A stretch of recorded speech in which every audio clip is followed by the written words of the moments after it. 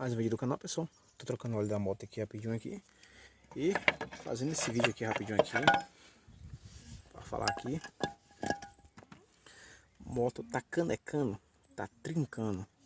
Essa parte aqui, veja bem, pode ser que não seja a camisa aqui, né, do motor. O problema pode estar aqui. Já troquei essa peça uma vez e tornou a danificar de novo a mola.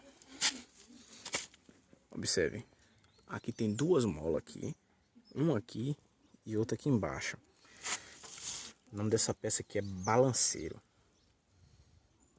Ele amortece as engrenagens do motor da moto. Tem duas molas, uma aqui e outra aqui, para não ficar tricando uma na outra.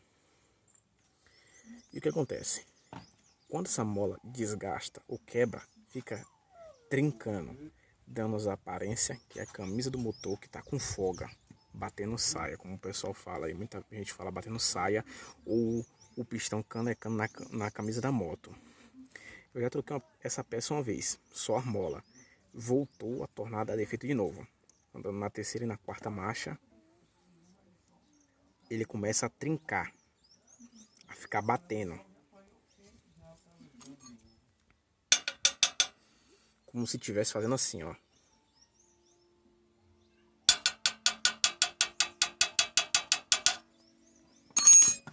Já troquei essa peça aqui uma vez já. E parou, mas tornou a voltar com barulho de novo. Não é a engrenagem. A engrenagem está tudo ok aqui, os dentes da engrenagem. O problema está na mola da engrenagem. Aqui, do balanceiro aqui. Então ela causa esse som, como se tivesse a camisa da moto, o motor da moto aqui canecando, batendo saia. Então, é mais uma dica do canal aí. A moto tá desse jeito, o problema tá aqui, ó. Balanceiro aqui da moto aqui.